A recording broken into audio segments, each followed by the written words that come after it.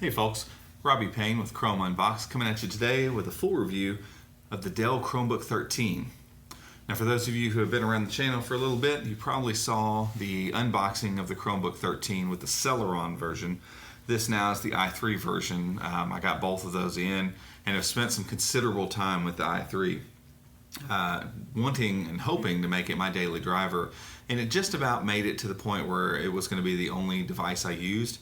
And I'll go into why I'm not going to be doing that, but that doesn't take anything away from this Chromebook and how awesome and gorgeous and useful it is as a daily driver device.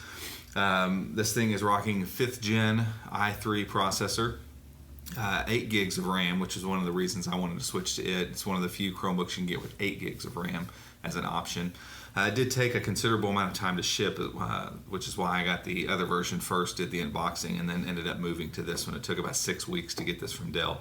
Hopefully they're turning that around a little quicker now. But for those of you who have checked this device out, you'll know this, and for those of you who are seeing this for the first time, we'll go through a few of the specs, and we'll get a close-up look at it here in just a minute. But we're looking at a 1080p IPS display. This is not the touch edition. Eventually they're going to be offering a touchscreen version, which would have glass all the way to the edges here, and it would be a glossy bezel or a glossy display versus the matte finish here. But we're at 1080p, 13.3 inch. We have a backlit keyboard, which you can probably see, and again we'll see in the hardware overview here in just a moment. We have a glass trackpad, magnesium alloy body, carbon fiber on the top, and that same magnesium alloy on the bottom. So overall, my impressions of this Chromebook are really good. It's not the cheapest Chromebook on the market by any stretch of the imagination. It's actually one of the more expensive ones, and that's for good reason. Dell has done a good job of building a really high quality machine here, and so nothing about the quality or the usefulness of this device have anything to do with me not using this as my daily device. For me, it just came down to screen size. When I'm sitting at a desk and I have a large monitor and a secondary monitor, 13.3 inches just for the most part is going to be too small for me. So I'm sticking with my configuration of using a Chromebox while I'm at the desktop with a couple of nice large monitors. And when I'm on the go, I'm kind of back and forth deciding what it is I'm going to use. I think I'm going to hold on to the Toshiba Chromebook 2, the 2015 edition, for a little while. I do really enjoy the real small size, lightweight of that device and the display. But I will say this display is second to none. The keyboard is fantastic. It has the best trackpad other than the Pixel, and I think it gives the Pixel a run for its money too. As far as usability, it's just ultra smooth, buttery feel. It is glass, but it feels like it almost has a coating on it that makes it just a little more soft touch. It's wonderful. I might say it's the best trackpad I've ever used, and I know some people might disagree and say the Pixel's better, but it is a great trackpad. It's the reason I considered saying, you know what, I'm going to ditch everything else and this is going to be my device. But like I said, the screen size is the only thing, and honestly that's on a per user basis. But when you get 1080 pixels this way on a display on a 13.3 inch, you end up with some pretty small fonts. And so when the device is right in your face and you're typing from it, right here, no big deal at all. And it didn't bother me one bit. It was just when it was up on a stand next to a large monitor, I felt like I was having to strain a lot to kind of see it, and constantly, adjusting pages and blowing them up and stuff. And so for my workflow, it just didn't make a whole lot of sense anymore. And so that's the reason I went away from that. I did open this one up and add 128 gig solid state storage to it. It's very simple. We'll talk about that in the hardware overview here in just a second too. But it was easy to open up, and just as easy as any Chromebook to swap out the SSD. If you haven't done that, there are videos on a per Chromebook basis, and just some general overviews. You basically make the USB boot stick, swap the hard drive out. When it boots up, stick the stick in, let it do its thing, and boom, you're up and running. So it's really, really simple. I'm not a hardware guy really that much, and it's not been an issue. But the 8 gigs of RAM held up.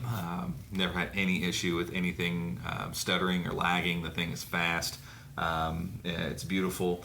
And like I said, I have no problem recommending this. Now the i3 version comes in at around $650 with no touch, and I think it's worth that. If you're looking for a premium Chromebook device, I don't know that most people are going to get that much difference out of the i3 versus the Celeron. The specs, the benchmarks are a little bit different. I want to say 3,000 or 4,000. You're going to see difference between the Celeron i3, somewhere around 16,000, 17,000 for the Celeron, 20 to 21,000 for the i3. I don't know that you're going to see or get that much difference real world out of that for the money, because you can get the Celeron version for $429, I think it is, or $450, somewhere in that ballpark, and they're available, and you can get them from multiple places and stuff. So that's not a big deal. The problem is you don't step up to 8 gigs of RAM without stepping up to the i3. So there is no choice to get 8 gigs of RAM compared with the Celeron, which would be really nice. And then I think they're only going to do touch on the upper models as well. And so you got to think through those things when you're thinking about how much you're going to spend. Is the Chromebook going to be your daily driver? Is it going to be a side computer? Because as a side computer, the Celeron served me really well for the week or so, or 2 weeks that I used it. Had no issues with it whatsoever. Had Ubuntu running on the side, just no issues at all. So I highly recommend this device. It is awesome. It's well built. It does everything you want it to do. It lacks really nothing. If they had a 15-inch version of it, it would absolutely be my device. And I've said that multiple times. I really enjoyed the 15-inch version, the 15.6-inch device, the Acer C910, but they won't make it in an 8 gig version. So that can't be my device. But after using this for a little bit, my wife has the C910, and when I go back to it, I feel the cheapness, honestly, because this is such a high quality device. It's really nice, and it's on par with the quality you would expect and get kind of from the Pixel and that kind of thing. So thumbs up to Dell for doing a good job. We're going to take a second here and look over the hardware real quick, and then we'll kind of wrap this thing up. Alright guys, let's take a tour of the hardware just kind of up close and personal here. So what we're coming at you with is a 1080p IPS display. So you can see as I bend it forward, bend it back, get a little bit more brightness off the center, but not much.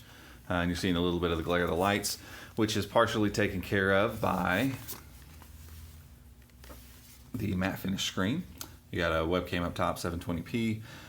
We've got backlit keyboard. Bend it back, you can kind of see those backlights in there. It is multi-stage. Let's see how many stages we get. So there's full brightness. So there's 1, 2, 3, 4, 5. So if you count off, you get 6 stage backlighting, which is pretty sweet. Trackpad's not the biggest thing in the world, but it's nice and wide. It's not very tall, but that didn't seem to bother me at all.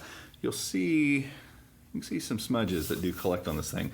It collects smudges, but they wipe off pretty quickly, so that's kind of a nice thing. You'll see down in the corner, if you have the i3, it's clearly marked right there on it. Coming around the side, focus there, we have full-size HDMI, power slot, 3.0 USB here, earphone, headset, and then we have a micro SD card slot here, so keep that in mind. You may need to purchase additional storage if you don't have a micro SD sitting around. Over here we've got a USB 2.0 Kensington lock across the bottom, massive vent for fan, and then just that magnesium alloy with the nice long feet across the bottom here. And nothing else, save some screws. Take all those things out, kind of pry at the top a little bit, and that whole casing will come off. You'll get to the solid state drive that you can swap down there. On top we have this carbon fiber. Let's see if we can get it to focus here.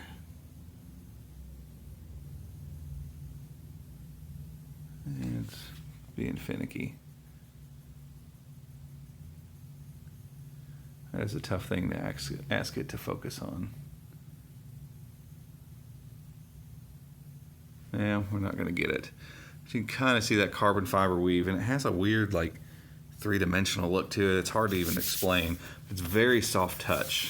Think like Nexus 7 2013, the back of it, the back of the Nexus 5. It kind of has that feel, but it's firm, and it's got a really cool thing to it. So from the side, closed up, we're nice and slim, real clean across the front. It's just a really nice, no compromise, kind of sleek, clean looking design. I'm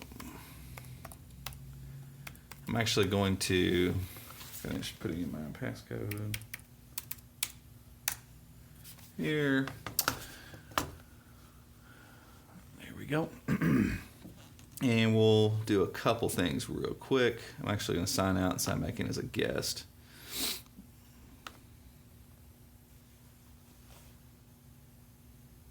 So we can run some benchmarks on it. It's doing its update.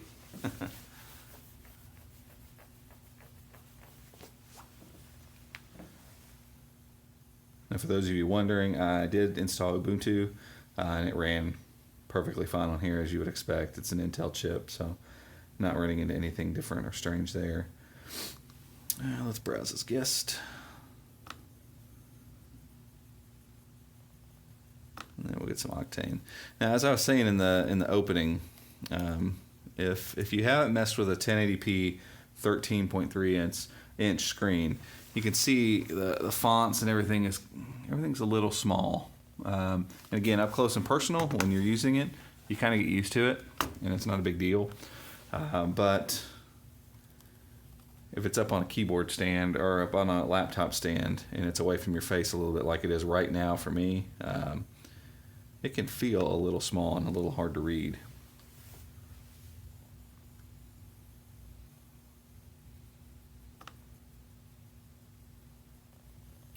And so we'll go ahead and get that running.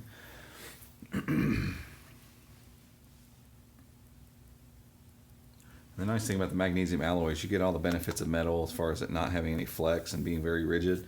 It's kind of a softer touch and a warmer feel than, say, aluminum or something like that. So it's a very approachable, very comfortable device.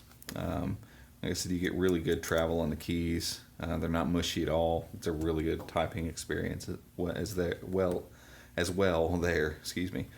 The bezels being plastic on here for the matte finish display, 19,860, so close to 20,000. I've seen it anywhere between 19 and 21,000, just depending on what's going on. And so moving along quite nicely there. But that matte finish bezel helps because this is where you handle the screen all the time. It helps to kind of reduce some of those fingerprints. So keep in mind, if you get the touch version and it has the glass edges there, those are going to pick up some fingerprints on you. So overall, that's the hardware. It's well designed. It's really well made. Dell has done a very good job with this. So in summary, great device, great build quality, great screen, great keyboard, great trackpad, decent speakers. But honestly, what are we expecting out of a laptop speaker? Honestly, there's really no compromise here, especially with the i3, 8 gigs of RAM, swappable SSD.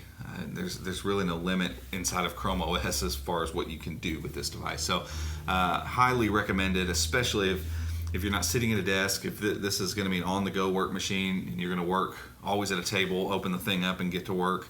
I can't recommend this device enough. It's probably bang for the buck, the best Chromebook I've used. And again, for me, my use case is a little bit different because of screen size issues and what I would like to have at a desktop, which is where I spend most of my time at a desk that I come back to every day. My use case is just a little bit different than most people. For most people, when they say, hey, this is my computer, this is what I work from, this is what I use on a daily basis, I cannot recommend this thing enough. It's absolutely fantastic. And I hope, while having watched this review, if you're on the fence or you're thinking whether or not I should get this device, go for it. If it's in your price range at that $450 to $650 is somewhere you've been looking for that mid-range Chromebook that offers kind of premium feel and premium fit and finish, then absolutely go after this thing. It is well worth your money. It's well worth your time to get it. I hope you've enjoyed the video. If you have, give it a thumbs up. Subscribe down below. Thanks for watching, and stay tuned for the next one. See you guys later.